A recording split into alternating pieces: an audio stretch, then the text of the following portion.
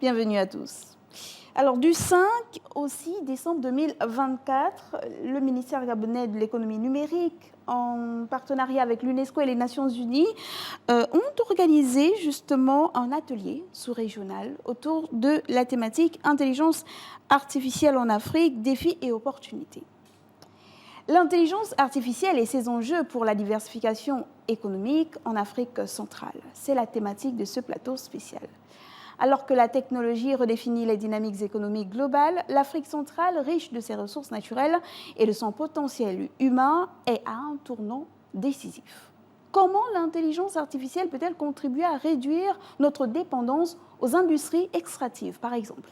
Quels secteurs pourraient émerger grâce à ces nouvelles technologies? Et surtout, comment s'assurer que cette révolution numérique soit inclusive et adaptée à nos réalités locales? Bref, comment on établit le lien entre intelligence artificielle et développement économique? Sur ce plateau, nous recevons Laurent Daronco Giuseppe. Vous êtes économiste aux Nations Unies et expert en intelligence artificielle. C'est bien cela? Oui, bonjour. Bienvenue.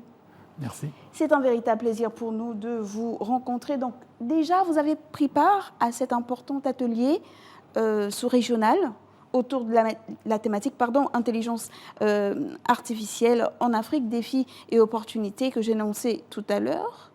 En quelques mots, cet atelier, les objectifs, les enjeux et les grandes conclusions à obtenir.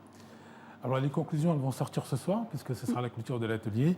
Mais les grands enjeux, c'est de comprendre, de vulgariser un petit peu qu'est-ce que l'intelligence artificielle dans un contexte mondialisé et de savoir qu'est-ce que cette IA peut apporter au niveau mondial, surtout au niveau africain et bien évidemment, si on descend d'un cran plus bas, c'est-à-dire au niveau de la sous-région, en Afrique centrale et le Gabon. Voilà les objectifs principaux. Cet atelier a fédéré un certain nombre d'experts sous-régionaux et gabonais qui ont parlé sur 3 thématiques principales, qui sont l'agriculture, qui sont la santé et qui sont l'éducation. Alors, on parle beaucoup d'intelligence artificielle depuis un moment déjà. On sait que ça rentre dans le cadre de nouvelles technologies. Mais c'est quoi l'intelligence artificielle ? Alors, il n'y a pas une définition universelle de l'intelligence artificielle qui existe, puisque en fonction de certains experts, il y a des grands experts au niveau mondial, notamment, on peut en citer 3, qui est Yann Lequin, qui est Joshua, et Sam Altman. Sam Altman, c'est le fondateur d'OpenAI, de ChatGPT. Et certains, 2 sur 3, ont une vision un petit peu différente. Les 2 premiers disent l'intelligence artificielle, c'est un ensemble d'algorithmes qui vont permettre d'imiter un petit peu le fonctionnement du cerveau humain. Donc on va apprendre, on va comprendre, on va se renforcer et surtout on va évoluer tout seul. Donc c'est le principe, mais tout ça à base d'algorithmes et ni plus ni moins que de mathématiques. Donc ça c'est le principe de base. Et le troisième dit effectivement c'est ça, mais on risque d'avoir des systèmes plus tard dits intelligents, dotés d'une fameuse conscience. Et là, on arrive tout de suite, et vous le comprendrez bien, à une question éthique, c'est-à-dire où est la place de l'homme? Qu'est-ce qu'une intelligence artificielle dite intelligente avec la capacité de réfléchir? Donc là, on ouvre des pans entiers de réflexion, et c'est un peu l'objet de cet atelier, de vulgariser, mais surtout de recentrer le débat autour de cette définition qui n'est pas universelle, je le rappelle. Et justement, parlons de cette discussion, cette peur autour de l'intelligence artificielle. Elle limite l'homme au point où l'homme devrait en avoir peur, vous pensez? Alors, pareil, ce qui est important, c'est de savoir ce qu'on va faire avec cette intelligence artificielle. Et certains disent qu'il faut placer, notamment Yann Lequin, qui est le fondateur, l'homme expert de méthode, de cette technologie, et lui dit qu'il faut absolument placer l'homme au cœur de l'intelligence artificielle, de l'IA. Et l'IA n'est ni plus ni moins qu'un compagnon, qui va accompagner l'homme, qui va faire un homme augmenté, et il ne faut pas en avoir peur. Et les 2 autres sont un peu plus inquiets, disent l'IA va nous dépasser. Alors quand on parle d'IA, il faut savoir qu'il y a 2 types d'IA aujourd'hui, on va dire 3, mais 2 types principaux. Il y a ce qu'on appelle les intelligences artificielles faibles et le versus forte. Alors qu'est-ce qu'une IA faible? Tout le monde connaît ce que c'est qu'une IA faible, tout le monde l'a utilisé, c'est ChatGPT, c'est Claude, c'est Perplexity, c'est ce que vous avez en ligne. C'est-à-dire qu'à travers un modèle conversationnel, ni plus ni interface homme-machine, vous posez une question à ChatGPT, vous lui dites donne-moi la composition d'une tarte tatin, il va vous la donner bêtement, et etc. Quand je dis bêtement, sans être Voilà, péjoratif, mécaniquement, automatique, voilà. Tout à fait, parce que derrière, il va s'appuyer sur ce qui existe sur Internet, et avec des algorithmes très poussés, il va vous donner effectivement un résultat très basique. Mais ce qu'il faut savoir, c'est que quand vous avez ces intelligences artificielles dites faibles, elles s'adaptent par rapport à la question et la manière dont vous posez la question. C'est-à-dire la plupart des gens se posent des questions très basiques. Hein. Je vais prendre l'exemple de la tarte tatin. Maintenant, si vous dites à l'intelligence artificielle, tu es un expert de la pâtisserie, tu as remporté un titre mondial, tu as travaillé chez Georges Lenôtre, donc vous conditionnez l'intelligence artificielle et à ce moment-là, vous lui donnez plus de critères. En lui donnant plus de critères, elle va vous sortir une tarte Tintin, mais qui n'a rien à voir avec la définition de la première. Donc vous voyez, c'est-à-dire que c'est pratiquement un jeu de rôle, parce que l'IA est capable de rentrer dans la peau d'un personnage, donc de prendre forme d'un costume et de jouer sa partition, mais en étant beaucoup plus performante. Donc c'est vraiment important de savoir comment on parle à cette intelligence artificielle dite générative. Après, qu'est-ce qui va se passer ? Après, on ouvre un pan entier à des spéculations. Vous parliez tout à l'heure du danger, de l'IA, et des robots, etc. Alors, ce qu'il faut savoir, c'est que nous avons aujourd'hui, avec la robotique, une fusion de la robotique et de l'intelligence artificielle. C'est-à-dire qu'on mélange les deux. Et pour ne pas nommer Elon Musk, un grand visionnaire dans son domaine, a prévu de construire en 2030 à peu près 1 milliard de robots humanoïdes. Alors vous allez dire pourquoi faire ? C'est bien beau. Mais ce qu'il faut savoir, c'est que ces robots humanoïdes, d'ici à peu près 2 ans, on va dire que l'IA générale, qu'est-ce que l'IA générale, en opposition par rapport à l'IA faible, c'est une IA qui va être capable d'apprendre, de réfléchir, de surpasser l'intelligence quand on donne une définition humaine, et tout ça, on va mettre ça dans un robot. Alors effectivement, ça peut faire peur. Ça veut dire quoi derrière ? En fonction de la programmation qui a été faite, en fonction du langage qui a été utilisé, un robot, on va avoir en gros un robot qui va être 10 fois plus intelligent qu'un polytechnicien, qui sera capable à la fois tout simplement de débarrasser votre table, comme de dresser le plan peut-être d'une centrale atomique. Donc vous voyez un petit peu, on est vraiment dans les extrêmes, et tout ça, donc on ouvre des pans entiers de réflexion et savoir, comme je le disais tout à l'heure, quelle est la place et qu'est-ce qu'on va faire de ces robots.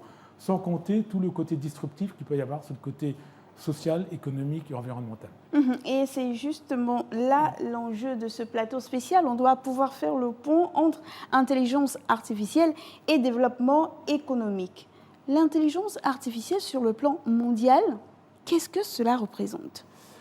Alors, on va repartir en 2017. 2017, si on regarde un peu de vue économique, 2017, l'intelligence artificielle, rien que de l'IA, je parle bien que de l'IA, je ne veux pas parler des autres technologies, les chiffres que je vous donnais concernent que l'IA, représentait un marché à peu près de 15 milliards de dollars. Donc c'était pas mal en 2017. 2022, le marché a explosé, on est à plus de 150 milliards de dollars. Donc vous voyez tout de suite, 150 milliards de dollars. Alors un chiffre comme ça ne veut rien dire, mais seulement perspective par rapport au PIB de l'Afrique. On a fait une perspective. Donc 150 milliards par rapport au PIB de l'Afrique, ça représente à peu près 5% du PIB du continent. Donc c'est déjà, ça interpelle. Les hommes politiques devraient dire, tiens, il y a quelque chose derrière. Là. 2030, ce chiffre explose. Les prévisions qui sont faites en 2030, on passe à plus de 1500 milliards de dollars. 1500 milliards de dollars. Alors, si vous faites de nouveau une perspective par rapport au PIB de l'Afrique, c'est très parlant, vous allez voir qu'on arrive pratiquement à quelque chose comme 17 ou 18% du PIB de 2027.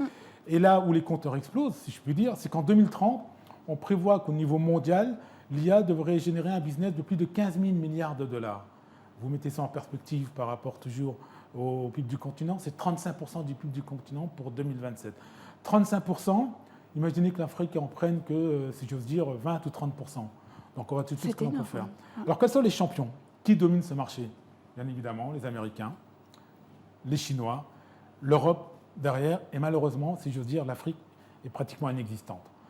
Quand vous faites le ratio par rapport au nombre d'habitants sur le continent, 1,2 ou 3 milliards, tout dépend le référentiel, pour une population, on va dépasser les 2 milliards en 2040-2050, on voit tout de suite qu'on a un gap à récupérer. Le continent a un gap à récupérer, et surtout qu'il y a un potentiel de développement.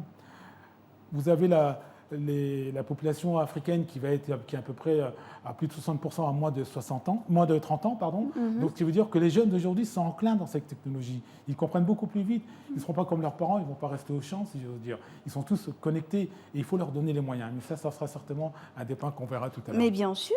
Et donc, cette intelligence artificielle-là qui visiblement suscite de l'intérêt sur le plan mondial, on voit les chiffres que vous venez de nous donner. Spécifiquement en Afrique, où en est-on? Alors en Afrique, si on fait un peu un benchmarking, un tour d'horizon, on s'aperçoit qu'on est loin du compte. On est loin du compte. En termes déjà de data center. Ce qu'il faut bien comprendre, c'est que l'intelligence artificielle, pour qu'elle fonctionne, elle a besoin de données, de data. C'est comme une voiture, pour avancer, il faut mettre de l'essence. L'IA, c'est pareil. Je vais vous donner un chiffre. Au niveau du continent, on a à peu près 100 data centers, soit 0,2% de ce qui existe au niveau mondial. Donc on voit tout de suite qu'on est décalé et on est très très en retard. Sachant que les data centers, c'est l'or noir. C'est vraiment la matière première qui va faire vivre cette intelligence. Donc il est important que le continent déjà récupère ou bien s'arrime à avoir ses propres données, non pas ses propres données, mais de les gérer au niveau du continent, ne pas les faire partir vers l'extérieur. C'est que quand elles partent vers l'extérieur, elles sont revendues au continent avec une plus-value. Donc on a déjà une perte substantielle de revenus qui devrait être générée sur le continent. Donc déjà, c'est data center. Ensuite, on a également un retard en termes au niveau d'IA de publication. Au niveau publication dédiée à la recherche sur l'IA, on est à 0,3 ou 0,4% au niveau mondial. Donc on voit tout de suite que ça veut dire quoi? Ça veut dire que les chercheurs africains, on leur donne peut-être pas les moyens de publier, de rechercher, de faire de la recherche fondamentale et des laboratoires pour tester l'ensemble de leur activité. Donc on est sur le plan recherche, formation également, on a un gros déficit de formation. Le continent regorge de pépites, si j'ose dire, d'intelligence, mais on ne leur donne pas les moyens. C'est-à-dire qu'aujourd'hui, il faut absolument que dans les curricula, dès le primaire, on parle d'IA comme ça se passe en Chine. Je vais prendre l'exemple de la Chine. La Chine a lancé un plan 2025, elle veut former 100 millions de personnes à l'IA.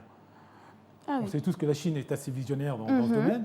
Donc ça veut dire que quelque part, elle a déjà pris le train et avec les Américains, ils sont déjà dans le top 2 de cette évolution. Donc il faut que le continent, avec une jeunesse qui va venir de plus en plus enclin à apprendre, à apprivoiser ces technologies, doit être formé.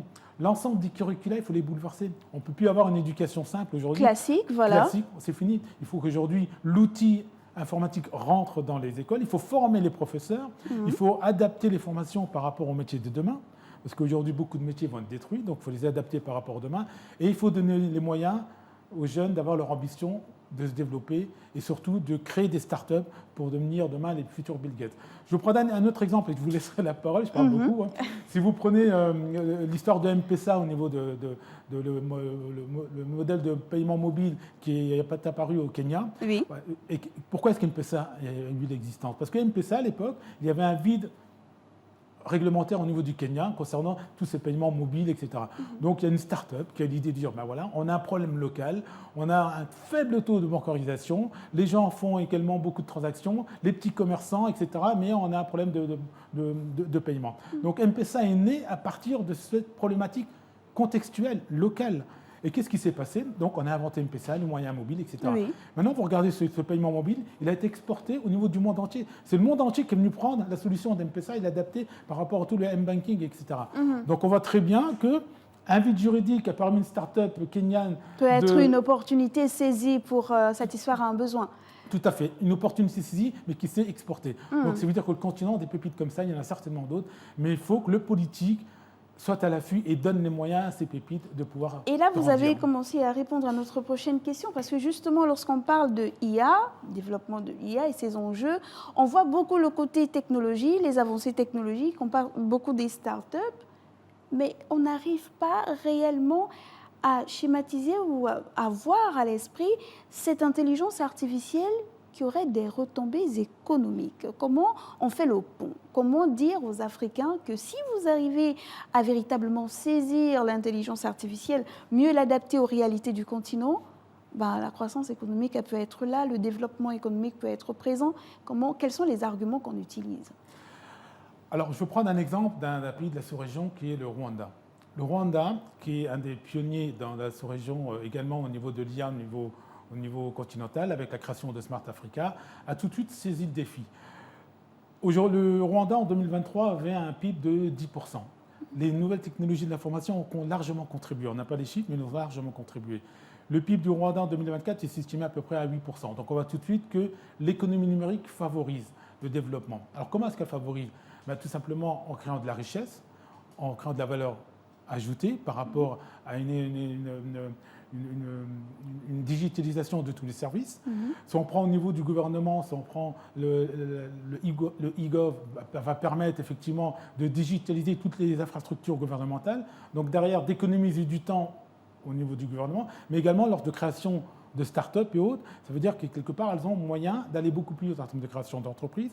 Dans la santé, l'IA va très très vite, elle amène des plus-values en termes de recherche, donc en termes de diagnostic. Dans l'agriculture, lorsque vous regardez l'agriculture qui a été pratiquée par nos ancêtres, si j'ose dire, c'était très un petit peu... manuel, archaïque, entre griffes, on va dire ça comme ça, mais traditionnel, vraiment. Traditionnel, basé sur la connaissance de nos anciens et qui allait quelque part un petit peu en fonction des saisons. Il faut arroser, il ne faut pas arroser, etc. Aujourd'hui, tout ça, c'est fini. Vous avez des drones qui sont capables d'optimiser les récoltes. C'est-à-dire qu'à un moment donné, on peut dire, là, il va pleuvoir demain, ce n'est pas la peine d'aller arroser. Donc, on économise. C'est de dire également en fonction de la qualité de la terre arable, cette terre n'est pas propice à la plantation des bananes plantains, il ne faut surtout pas en pousser parce qu'on va perdre en termes de production. Par contre, si vous mettez du manioc, on va avoir un rendement de 80% supplémentaire. Donc, c'est-à-dire qu'on va tout de suite que grâce à l'IA, on va déjà augmenter tout ce qui est production au niveau de terres agricoles. Et ça, on peut l'appliquer à l'ensemble de tous les autres domaines. Donc, c'est-à-dire on va créer de la richesse. Donc, vous avez des pays de la sous-région, le Kenya est un berceau à ce niveau-là, également l'Afrique du Sud, où l'économie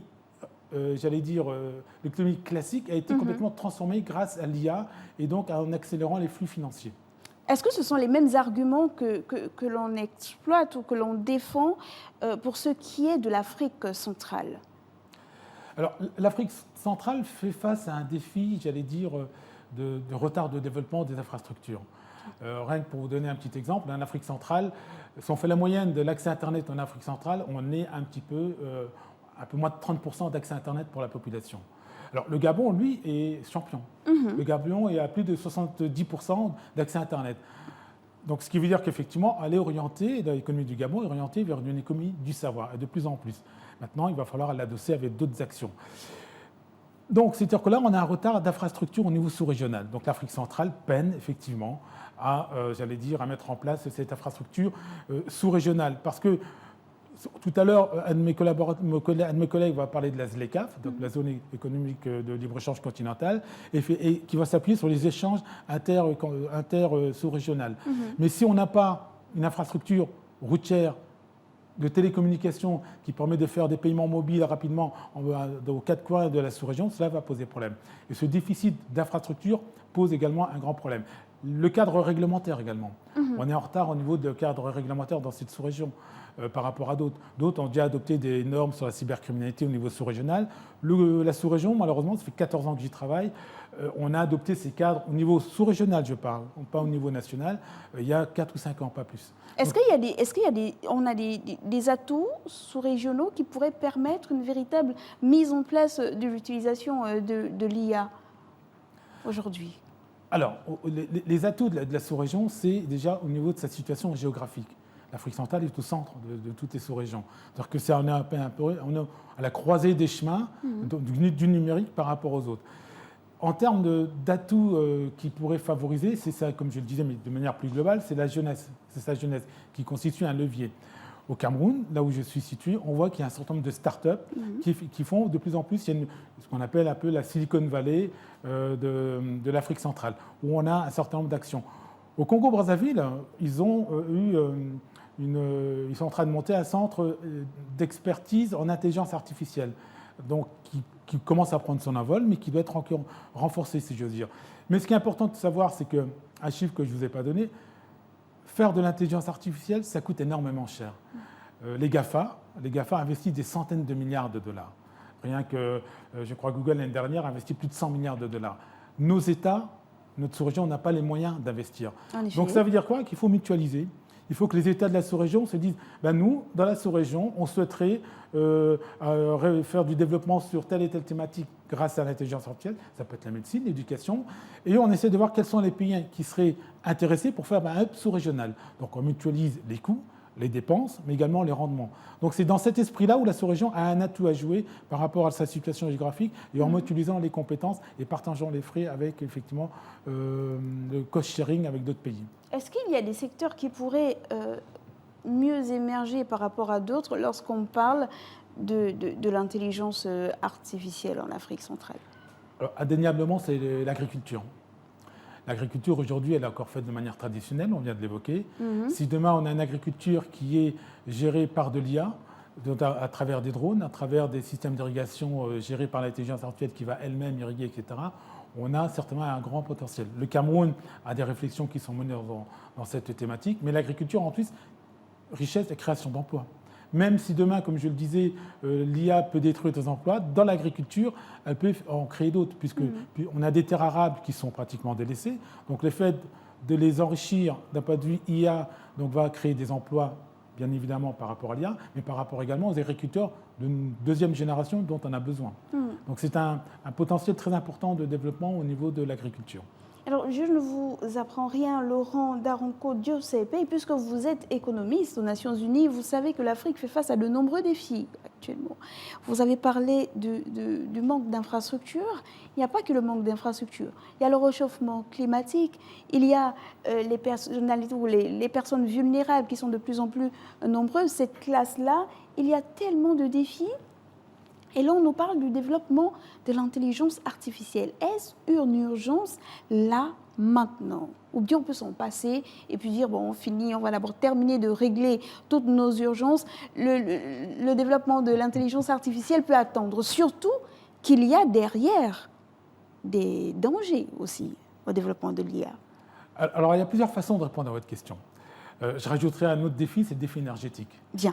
Donc il faut effectivement de l'énergie, de l'électricité pour faire tourner ces data centers.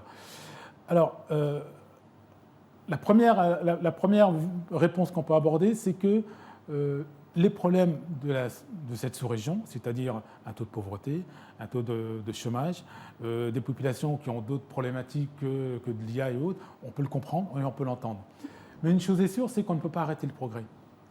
Pourquoi je dis ça? Parce que l'intelligence artificielle ou la révolution numérique, c'est comme un train qui passe dans une gare, et il va y avoir qu'un seul passage, un seul. Si le continent, si la sous-région ne monte pas à bord de ce train, il ne va pas repasser. Donc qu'est-ce qu'on risque d'avoir d'un point de vue sémantique? On risque d'avoir une sous-région ou un continent, s'il ne prend pas le train de l'intelligence artificielle, qui va devenir consommateur. L'économie de demain, ce sera une économie numérique, intelligente. Les plus grands experts, les plus grands économistes nous le disent. On est sur une économie du savoir et du numérique. Donc, ce qui veut dire que cette société qui est en train de se façonner, si le continent n'est pas en mesure de créer de la valeur et de la richesse en mettant du contenu, donc du contenu de développer des solutions, ça veut dire que c'est les autres qui vont le développer, c'est les autres qui vont nous l'imposer.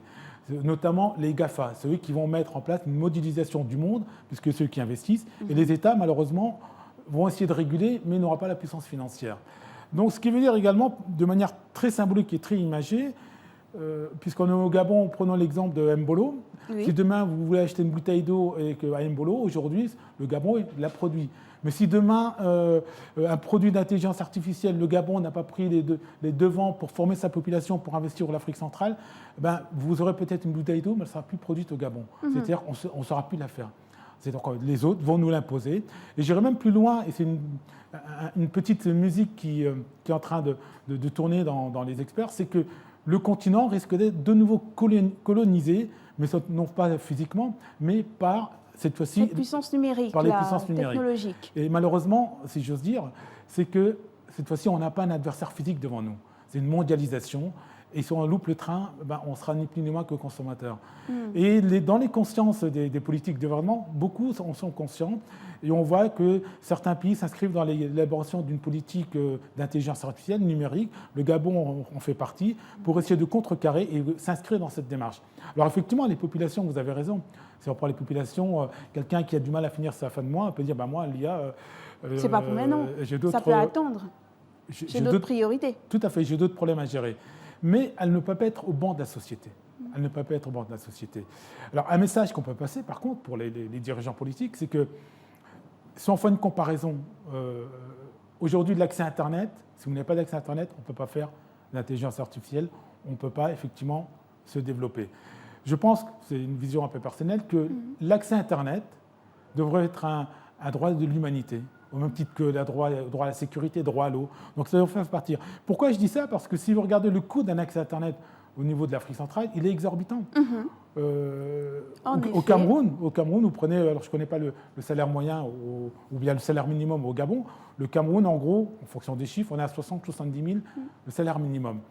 Si vous voulez un accès à Internet illimité, il faut compter 30 000. Donc à un moment donné, on peut comprendre que la personne qui doit payer 30 000, qui gagne 70 000, elle avait vite fait son choix. Mais ça veut dire qu'on ampute une partie de la population à monter à s'arrimer dans cette nouvelle technologie. Et là, c'est très bien. Puisqu'on est dans les messages importants adressés aux gouvernants, c'est bientôt la fin de notre entretien.